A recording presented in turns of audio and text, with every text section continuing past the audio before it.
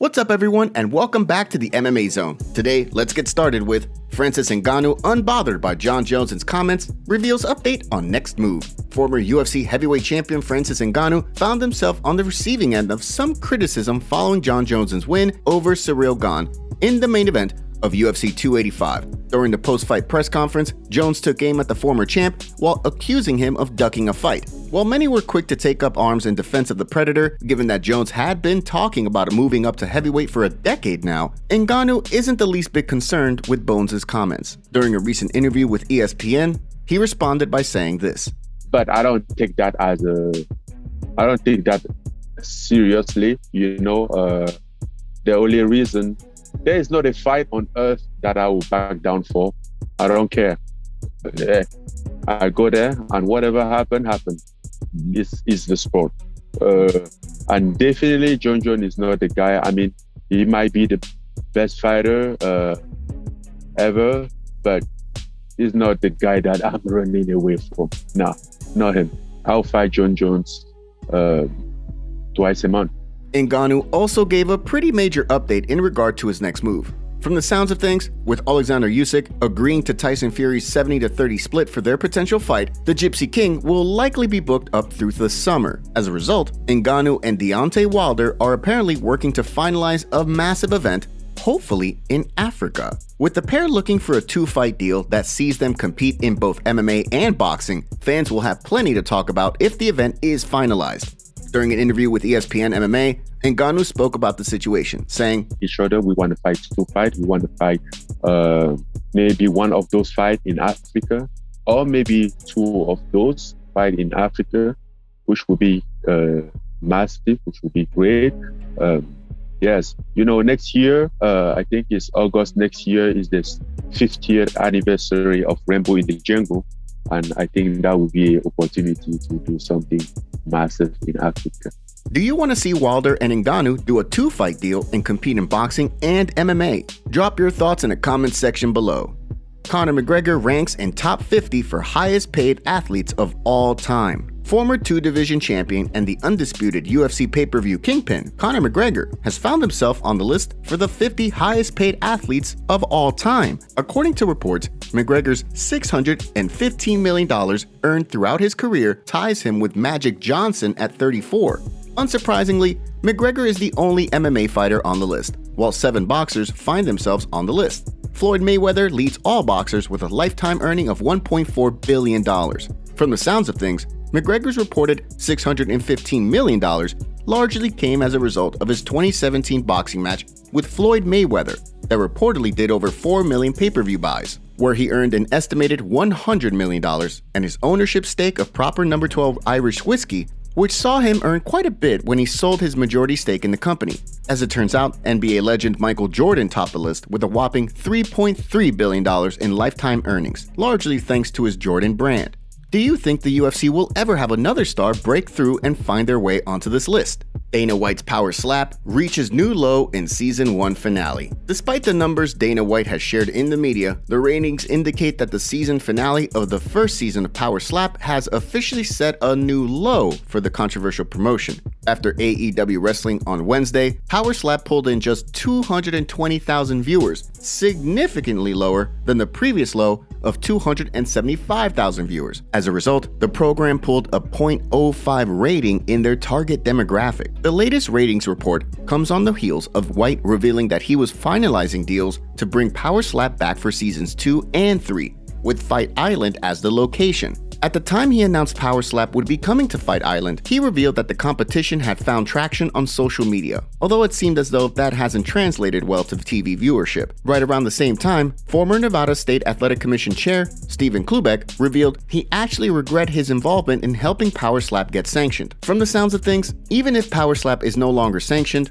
White will keep it going on Fight Island. In the future, it'll be interesting to see whether the sentiment around Power Slap stays the same, or if White is able to find a way to draw in a wider audience when the competition returns. Tom Aspinall feeling confident ahead of UFC return.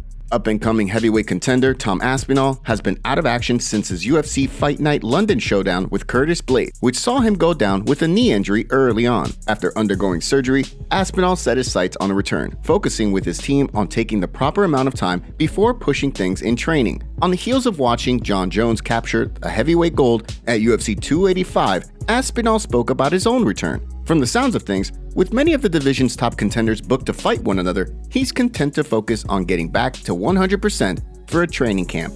After showing off a significantly stronger physique in a recent selfie, Aspinall spoke to UFC.com about the timeline for his next fight. "I don't know really, I'm just basically waiting and seeing what plays out in the division because everyone is pretty much matched at the moment. I'll just see what I'm offered really. My body's probably ready to go pretty soon and I'm just seeing what happens. I'm just going to take my time with it. I don't have my mind set on a day, I'm just chilling." Aspinall, who is currently ranked 6th on the UFC's official heavyweight rankings, has lost just once in the promotion, rattling off 5 wins in the span of 2 years before the injury against Blaydes. When Aspinall does return to the octagon, who do you want to see him square off against? Play matchmaker in the comment section below. Before we continue, make sure you give that like button some love and be sure to subscribe to the MMA Zone for all of the latest news. Dana White shuts door on Jon Jones' fight against Brock Lesnar. Although former UFC heavyweight champion Brock Lesnar has fought just once in the past decade, it wasn't that long ago that Lesnar stormed into the octagon and shoved Daniel Cormier. The two men were supposed to ultimately square off inside the octagon, with Lesnar even going so far as to return to the USADA testing pool in July of 2018. However, Lesnar then pulled the plug on the super fight, informing UFC President Dana White that he was done with MMA. Since then, there's been little word on Lesnar's potential return to MMA. At 45 years old, it seems as though Lesnar's fighting days are well behind him. However, in the wake of Jon Jones' recent win over Ciryl Gane, fans have continued to hold out hope for a super fight against Lesnar. This week, UFC President Dana White shut the door on any theoretical talk. "Brock and I have a great relationship, and we always have, but I don't think Brock wants to fight anymore. Brock's made a lot of money. He came into the UFC and won the heavyweight title. He's got nothing left to prove. I don't think he'd want to do it." Do you think there's a world where Lesnar returns to the UFC, or is he done for good? Drop your thoughts in the comment section below.